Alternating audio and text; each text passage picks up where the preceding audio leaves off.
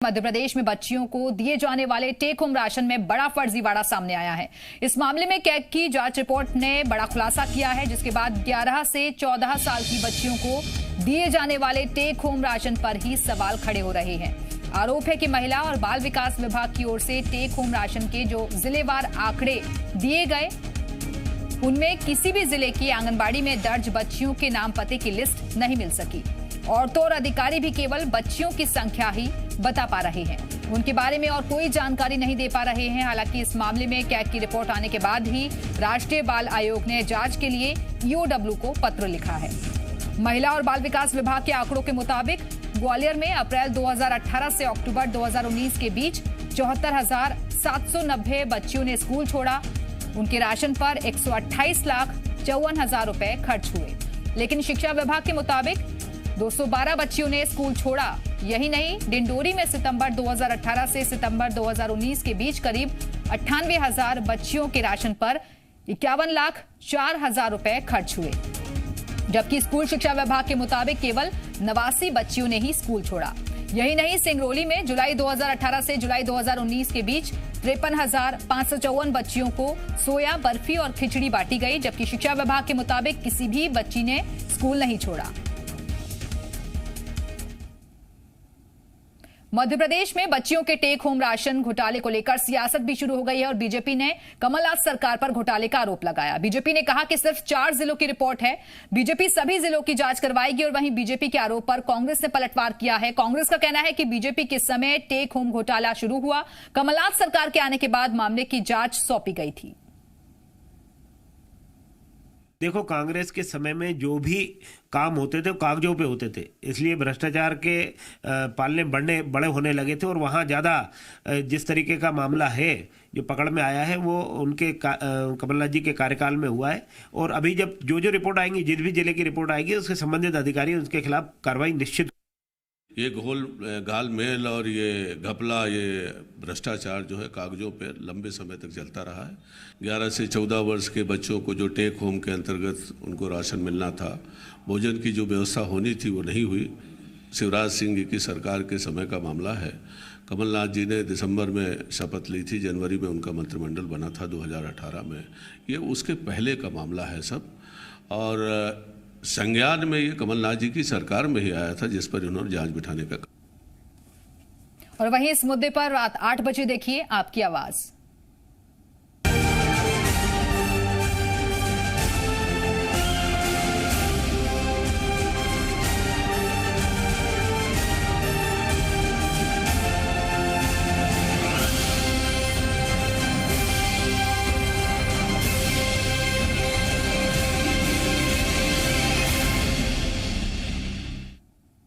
प्रधानमंत्री नरेंद्र मोदी ने देश के गांव का विकास करने के लिए 2014 में सांसद आदर्श ग्राम योजना की शुरुआत की थी। इस योजना के तहत सांसदों को गांव को गोद लिया जाना था। मध्य प्रदेश के कुछ सांसदों ने भी इस योजना के तहत गांव तो गोद ले लिए, लेकिन विकास का वादा पूरा करने और गांव का आदर्श गांव बनाने में नाकाम रहे। लिहाजा अब एमपी के पंचायती राज संचालनालय की ओर से सांसदों को आदर्श ग्राम बनाने की ट्रेनिंग दी जाएगी। एक दिन के ट्रेनिंग प्रोग्राम में शामिल होने के लिए सांसदों से 16 से 28 फरवरी के बीच वक्त मांगा गया है। जबलपुर के महात्मा गांधी राज्य ग्रामीण विकास और पंचायती राज संस्थान को इस प्रोग्राम की जिम्मेदारी दी गई है। इस प्रोग्राम में गांव को आदर्श गांव बनाने के संबंध में जानकारी दी जाएगी। प्रशिक्षण के दौरान सांसदों को पंचायत द्वारा स्वयं संसाधनों से आयोजित करने की आदर्श ग्राम योजना में जनप्रतिनिधियों और प्रभारी अधिकारियों की भूमिका और जिम्मेदारियों की जानकारी दी जाएगी।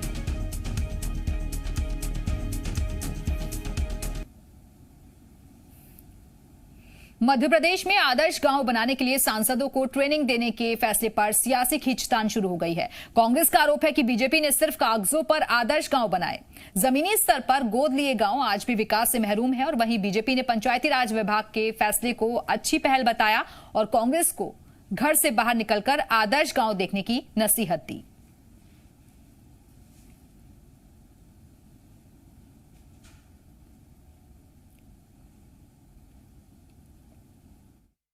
देखिए, इस जो है जुमला नारे में ये सरकार की एक टर्म निकल गई 5 साल। मध्य प्रदेश में जो है, जो सुषमा स्वराज जी ने गांव गोद लिया था, उस गांव में जो है गड़े हुए पत्थरों पे स्वान क्रियाएं कर रहे हैं। जो अपने आलोक भाई ने गांव गोद लिए थे, उनसे पूछें कभी उस गांव में विजिट भी की है। ये हालात इस भारत की सरकार का है। जुमले जुमले जुमले, वादे वादे वादे, झूठ झूठ झूठ, इसके अलावा कोई चारा नहीं है। गाँव को एक आदर्श गाँव कैसे बना सकते हैं, वो किसके माध्यम से बन सकता है, उसमें एक जनप्रतिनिधि की भूमिका क्या होनी चाहिए और गांव के लोगों की क्या भूमिका होनी चाहिए। वो जो अपने घर से ही बाहर नहीं निकलते, कि स्क्वायर की पॉलिटिक्स करते कांग्रेस के लोग, यदि वो जाकर देखेंगे तो निश्चित रूप से उनको लगेगा कि वाकई जो प्रधानमंत्री जी ने योजना बनाई है, भारतीय जनता पार्टी की सरकार ने जो योजना बनाई है, जिस दर्शन के साथ हम काम कर रहे हैं, उस दर्शन को वहाँ पर हमने जो है उस विचार को वहाँ पर हमने मूर्त रूप दिया है। दिल्ली में जारी किसान आंदोलन पर एमपी में सियासत चरम पर है और आरोप प्रत्यारोपों के दौर के बीच अब सद्बुद्धि की सियासत भी शुरू हो गई है। कृषि कानून रद्द करने की मांग पर अड़े किसान संगठनों को सद्बुद्धि की प्रार्थना के लिए कृषि मंत्री कमल पटेल नर्मदा के नाभि स्थल हंडिया पर एक दिन के उपवास पर बैठे हैं। उनके साथ खातेगांव विधायक आशीष शर्मा और बीजेपी किसान मोर्चा के प्रदेश अध्यक्ष दर्शन चौधरी भी मौजूद हैं। कृषि मंत्री कमल पटेल के मुताबिक नए कृषि सुधार कानून किसानों की दशा और दिशा सुधारने के लिए है, लेकिन विपक्ष नहीं चाहता कि किसानों की आय दोगुनी हो, इसलिए किसानों को बरगलाया जा रहा है। एक तरफ किसानों को सद्बुद्धि देने के लिए कृषि मंत्री कमल पटेल उपवास पर हैं, तो वहीं कमल पटेल को सद्बुद्धि देने के लिए हरदा के पूर्व विधायक डॉक्टर R.K. दोगने कांग्रेस कार्यकर्ताओं के साथ हंडिया के चौपाटी चौराहे पर यज्ञ कर रहे हैं। सरकार ने किसानों की तकदीर और तस्वीर बदलने के लिए, दशा और दिशा बदलने के लिए, किसान की खेती घाटे का लाभ का धंधा बनाने के लिए 3 कृषि कानून में संशोधन किया। कांग्रेस, कम्युनिस्ट और विपक्षी पार्टियां नहीं चाहती कि किसान की आय बढ़े, नहीं चाहती कि सरकार अच्छा कार्य करे और इसलिए किसानों को भ्रमित कर रहे हैं। जिले के और हरदा के विधायक और कृषि मंत्री जो किसानों को आंदोलनकारी सांप, गोरिया, बिच्छू, आतंकवादी और क्या क्या शब्दों से अलंकृत कर रहे हैं, तो उनकी सद्बुद्धि के लिए वो मौन व्रत रखा है उन्होंने। तो मौन व्रत के विरोध में और हम उनको बताना चाहते हैं कि कौन सही है, उनके सद्बुद्धि दे भगवान, मां नर्मदा उनको सद्बुद्धि दे, इसके लिए यहाँ आज यज्ञ कर रहे हैं। होर्डिंग्स पर फोटो को लेकर उठे सवालों के बाद बीजेपी ने बड़ा फैसला किया है। निकाय चुनाव से पहले बीजेपी ने होर्डिंग्स नीति बनाई है और जिससे अब होर्डिंग पर पार्टी के छोटे नेताओं के फोटो नहीं लगाए जाएंगे। होर्डिंग्स पर केवल प्रधानमंत्री, राष्ट्रीय अध्यक्ष, मुख्यमंत्री और प्रदेश अध्यक्ष की फोटो होगी। वहीं स्वागत करने वालों में जिला अध्यक्ष का नाम हो सकता है। ज्योतिरादित्य सिंधिया के पार्टी में आने के बाद होर्डिंग्स कई बार चर्चा का विषय बना था, लेकिन निकाय चुनाव से पहले बीजेपी अब किसी प्रकार का विवाद नहीं झेलना चाहती, लिहाजा उसने होर्डिंग नीति बना दी है। मध्य प्रदेश बीजेपी ने नई होर्डिंग नीति बनाई है। नई होर्डिंग नीति के तहत बीजेपी की तरफ से प्रचार में लगने वाले होर्डिंग में अब बीजेपी के प्रदेश के कई बड़े नेताओं के फोटो नजर नहीं आएंगे। नगरीय निकाय चुनाव से ठीक पहले बनाई गई इस नई होर्डिंग नीति में खास बात ये है कि प्रदेश अध्यक्ष, मुख्यमंत्री और राष्ट्रीय अध्यक्ष और पीएम मोदी के फोटो को ही तवज्जो दी जाएगी। जिस जिले में आयोजन है उस जिला अध्यक्ष का फोटो रहेगा। नगरीय निकाय चुनाव से ठीक पहले ये नीति बेहद अहम बताई जा रही है। लगातार ये खबरें निकलकर सामने आ रही थी कि ज्योतिरादित्य सिंधिया जब से बीजेपी में शामिल हुए हैं, उनकी होर्डिंग में कई बार फोटो गायब होने से संगठन की मुश्किलें बढ़ी थी। वहीं कांग्रेस का आरोप है कि ज्योतिरादित्य सिंधिया को दबाने के लिए बीजेपी ने ये नई होर्डिंग नीति बनाई है। कैमरामैन लवनीत सैनी के साथ प्रमोद शर्मा, जी मीडिया, भोपाल। वहीं बीजेपी की होर्डिंग नीति पर कांग्रेस ने निशाना साधा। कांग्रेस ने कहा कि ऑफिशियल रूप से बीजेपी ने सिंधिया को होर्डिंग से गायब कर दिया है। ये नीति सिंधिया के लिए बनाई गई है और वहीं बीजेपी ने कहा कि फोटो छूटने की खबरें आती थी, इसलिए ऐसा फैसला किया गया। बहुत ही होशियारी के साथ बीजेपी ने सिंधिया को कॉर्नर कर दिया है। पहले सिंधिया का अनऑफिशियली फोटो नहीं लगाया जाता, अब ऑफिशियल रूप से रोक दिया गया है, क्योंकि जब उन्होंने ये कह दिया कि प्राइम मिनिस्टर, बीजेपी का अध्यक्ष, सीएम और बीजेपी का प्रदेश अध्यक्ष, ये इनके ही होर्डिंग लगेंगे।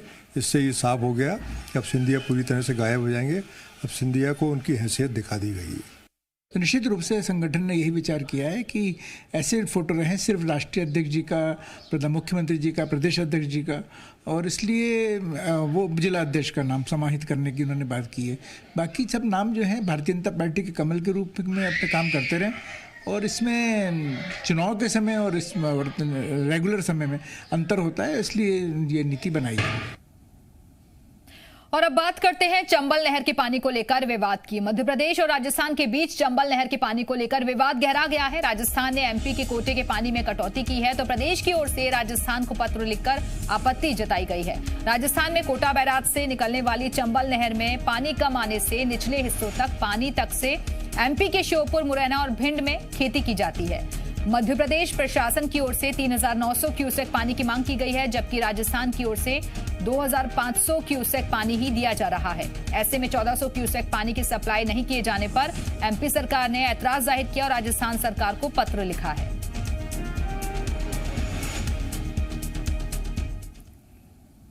वहीं चंबल नहर के पानी को लेकर एमपी और राजस्थान के बीच विवाद पर सियासत भी शुरू हो गई है। कांग्रेस ने इसे राजनीतिक मुद्दा बताया, तो वहीं एमपी कांग्रेस के प्रवक्ता भूपेंद्र गुप्ता के मुताबिक राजस्थान में कांग्रेस की सरकार है और इसीलिए यह मुद्दा भी उठाया जा रहा है। जबकि सरदार सरोवर बांध का पूरा पानी गुजरात ले गया, लेकिन बीजेपी सरकार खामोश है। वहीं मामले में जल संसाधन मंत्री तुलसी सिलावट ने कहा कि पूरे मामले को लेकर उच्च स्तरीय चर्चा की जा रही है। पानी को लेकर किसी प्रकार का विवाद नहीं होना चाहिए। पानी जितना राजस्थान का है उतना ही मध्य प्रदेश का भी है। अकेला राजस्थान का मसला उठाकर ये सरकार अपने राजनीतिक हेतु की बात करती है, ये पानी की बात नहीं करती।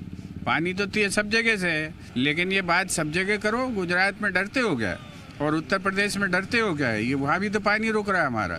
इसकी जांच सरकार इसकी मांग करे। ये गंभीर मामला है, उच्च स्तरीय इस पे चर्चा चल रही है। इसका समाधान निराकरण जल्दी हो जाए। पानी पे राजनीति बिल्कुल नहीं करना चाहिए। पानी सबका अधिकार है, जितना राजस्थान का उसका मध्य प्रदेश का भी है। मध्य प्रदेश के हित के साथ किसी को खिलवाड़ नहीं करने। पूर्व सीएम कमलनाथ ने कृषि कानूनों पर निशाना साधते हुए कहा कि नया कानून उद्योगपतियों को दान देने के लिए बना है। उन्होंने कहा कि जो भी उद्योगपति कृषि सेक्टर में आएगा वो मुनाफा कमाने आएगा और ये मुनाफा किसान की जेब से वसूला जाएगा। उन्होंने कहा कि बीजेपी की तरह मैं भी सौदा कर सकता था, लेकिन मैं इस तरह एमपी की पहचान नहीं बनना चाहता था। उन्होंने कहा कि कांग्रेस ने एमएसपी बनाई थी, जिससे किसानों को समर्थन मूल्य पर फसल बेचने का अधिकार मिले। हरियाणा, पंजाब 95% किसानों ने इसका फायदा उठाया, लेकिन एमपी के सिर्फ 22% को ही इसका फायदा मिला। उन्होंने कहा कि किसान कर्ज माफी तो नाम था, दरअसल किसानों को पैसे देकर सशक्त बनाना था, लेकिन हमारी सरकार 15 महीने में गिरा दी गई। मैंने तय किया था कि सरकार जाती है तो जाए, लेकिन मैं सिद्धांतों से समझौता नहीं करूंगा। संसद के बजट सत्र में चर्चा के दौरान केंद्रीय पेट्रोलियम मंत्री धर्मेंद्र प्रधान ने राज्यसभा में बैतूल के सौर ऊर्जा गांव बाचा का जिक्र किया। धर्मेंद्र प्रधान ने बाचा गांव की तारीफ करते हुए बताया कि कैसे ग्रामीणों को केंद्र सरकार की पीएम आवास, उज्ज्वला, शौचालय योजना के अलावा गौशाला का फायदा मिल रहा है। चर्चा के दौरान धर्मेंद्र प्रधान ने कहा कि जल संरक्षण, ग्राम स्वच्छता, अन्नपूर्णा मंडप, सौर ऊर्जा का उपयोग करके बाचा के लोगों ने अपने गांव का नाम रोशन किया। आपको बता दें कि मुंबई के टाटा इंस्टीट्यूट के मार्गदर्शन में भारत भारतीय शिक्षा समिति ने बाचा गांव को सोलर विलेज बनाने के लिए प्रोजेक्ट की शुरुआत की थी। प्रोजेक्ट के शुरू होने के साथ ही ये गांव पूरी तरह से प्रदूषण और धुआं रहित गांव बन गया है। इस गांव के सभी 76 घरों में बीते 1.5 साल से सोलर चूल्हे में ही खाना पकता है। उपसभापति जी, बैतूल जिले की बांछा गांव हम गया था। घोड़ा डुंगरी ब्लॉक बैतूल जिले में हमको सौभाग्य मिला। अनिल उइके नाम के एक गोंड समाज की एक व्यक्ति की घर में उस माता को दर्शन, उसकी पत्नी को दर्शन करने के लिए हमें मौका मिला। प्रधानमंत्री आवास योजना से घर मिला है, बिजली पहुंची है, एलपीजी कनेक्शन उज्ज्वला योजना में पहुंची है, सोलर लाइट पहुंची है, सोलर कुकर पहुंची है, स्वच्छ भारत में टॉयलेट लगी है, पशुओं के लिए अलग घर बना है, अन्नपूर्णा मंडप के नाम पे किचन गार्डन बनी है। पानी उस गांव में 74 लोगों की, आदिवासियों की गांव है, पानी संरक्षण के लिए वाटर सेट सिस्टम लगी है। हैंड हैंडपंप पर्याप्त मात्रा में है, लेकिन अभी उत्साह भरी है। नल में जल आएगी। स्वरोजगार के लिए पशुपालन, कृषि, एसएचजी मूवमेंट और बागवानी, और गांव भर में कंक्रीट रोड और नाली की व्यवस्था। अभी दूसरा खुशी उस गांव में इसलिए है कि स्वच्छ भारत की सर्वे उस गांव में आई है। मध्य प्रदेश में एक तरफ कांग्रेस के वरिष्ठ नेता और विधायक कांतिलाल भूरिया राम मंदिर निर्माण के लिए धन संग्रह अभियान को लेकर विवादित बयान दे रहे हैं, तो वहीं उनकी पार्टी के दूसरे नेता राम मंदिर निर्माण के लिए चंदा जुटाने की तैयारी कर रहे हैं। सूबे के पूर्व कृषि मंत्री और कसरावद विधायक सचिन यादव ने अयोध्या में राम मंदिर निर्माण के लिए घर घर जाकर दान राशि मांगेंगे, ये ऐलान किया है। इसके लिए उन्होंने बाकायदा श्रीराम मंदिर सहभागिता के नाम से महाअभियान की शुरुआत भी की थी। सचिन यादव के मुताबिक उनके विधानसभा क्षेत्र में कांग्रेस कार्यकर्ता जोर शोर से अभियान चलाएंगे, साथ ही पार्टी के सभी विधायक भी श्रद्धा के इस काम में साथ देंगे।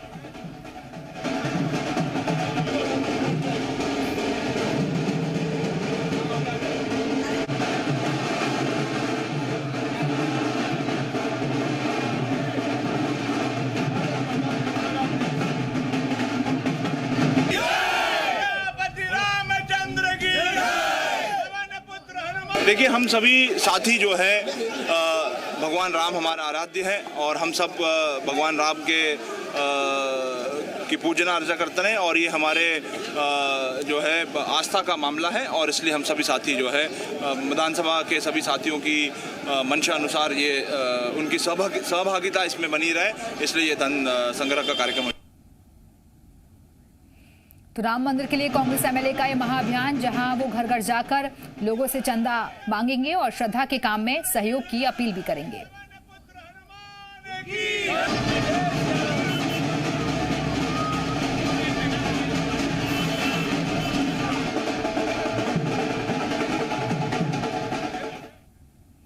इंदौर में मोथला गांव के 30 मजदूरों ने भक्तिभाव की नई मिसाल पेश की है। ये मजदूर भले ही खेतों में काम करके 2 वक्त की रोटी का इंतजाम करते हों, लेकिन प्रभु श्री राम पर उनकी आस्था इतनी है कि उन्होंने अयोध्या में श्री राम मंदिर निर्माण के लिए अपनी एक दिन की दिहाड़ी दान में देने का फैसला किया है।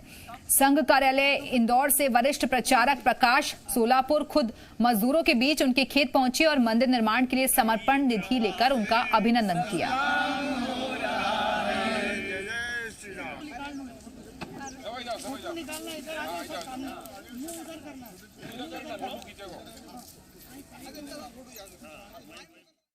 जब हमें मालूम पड़ा कि अयोध्या में राम मंदिर का निर्माण हो रहा है, ये सुनकर हम सभी महिलाओं ने ये निर्णय किया कि हम सब मिलकर एक दिन की मजदूरी राम मंदिर में प्रदान करें। इसलिए हम सभी ने आज अपनी मजदूरी राम मंदिर के लिए दी।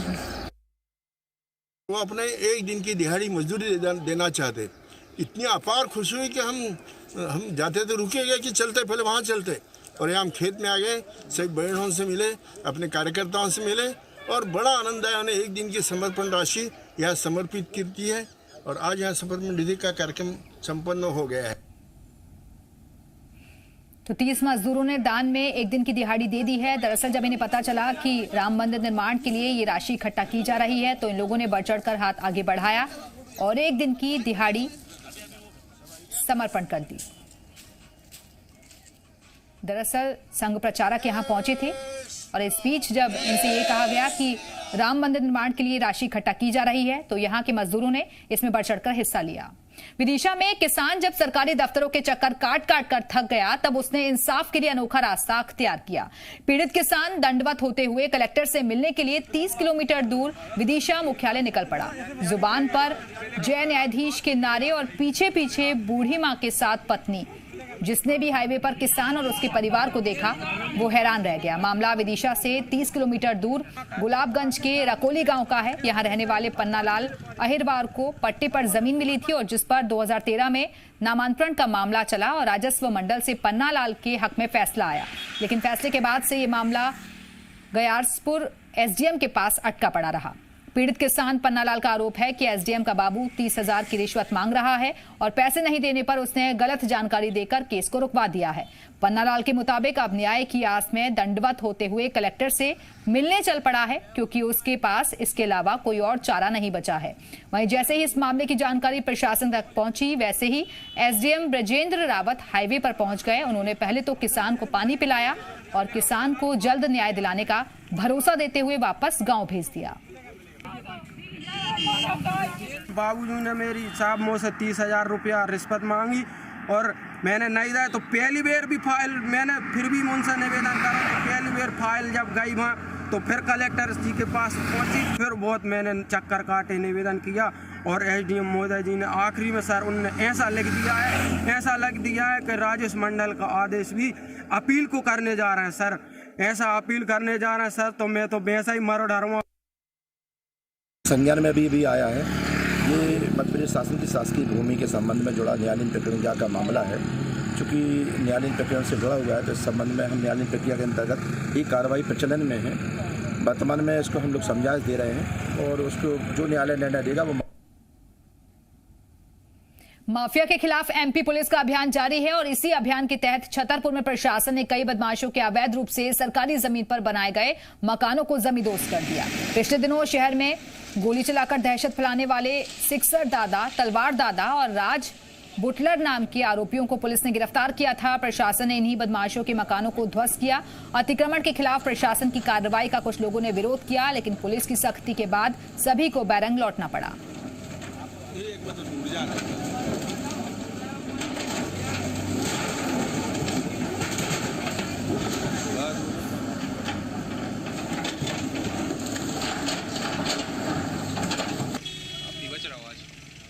कुछ दिन पहले जो इनने गोलीबारी के आपराधिक किस्म के लोग थे और शासकीय जमीनों पर कब्जा किए हुए थे, उनके कब्जे हटाए गए। नारायणपुरा रोड पे देखा आपने कार्रवाई हुई है।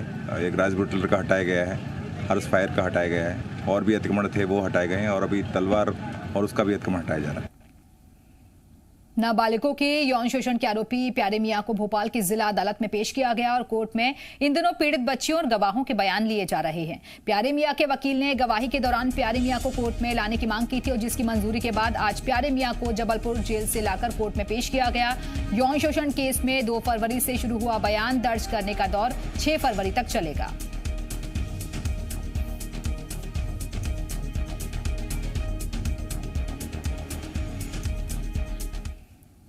भोपाल में लोकायुक्त की टीम ने आयुष दफ्तर के क्लर्क को रिश्वत लेते हुए रंगे हाथों गिरफ्तार किया है। सहायक ग्रेड 2 के पद पर काम करने वाला सुनील नामदेव 80,000 रुपए की रिश्वत ले रहा था। बताया जा रहा है कि सुनील नामदेव ने गौरव शाकरे से अनुकंपा नियुक्ति के नाम पर 1.5 लाख रुपए की रिश्वत की मांग की थी, जिसकी शिकायत गौरव ने लोकायुक्त से भी की थी। और ऐसे में जब सुनील नामदेव रिश्वत की पहली किस्त के रूप में 80,000 रुपए ले रहा था, तब लोकायुक्त की टीम ने उसे रंगे हाथों गिरफ्तार कर लिया।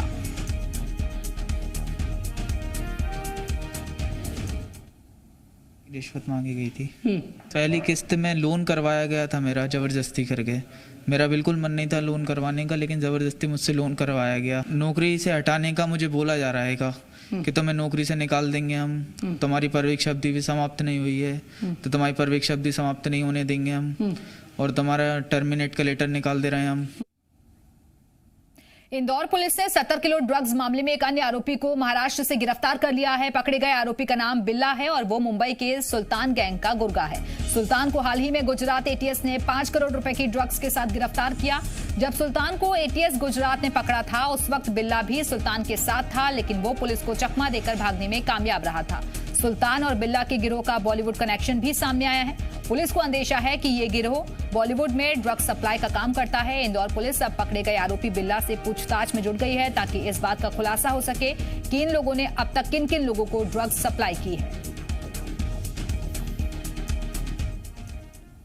तो मध्य प्रदेश, छत्तीसगढ़ की ऐसे ही लेटेस्ट खबरों के लिए आप हमारी वेबसाइट zmpcg.com पर भी विजिट कर सकते हैं। साथ ही आप ट्विटर और फेसबुक के जरिए भी हमसे जुड़ सकते हैं।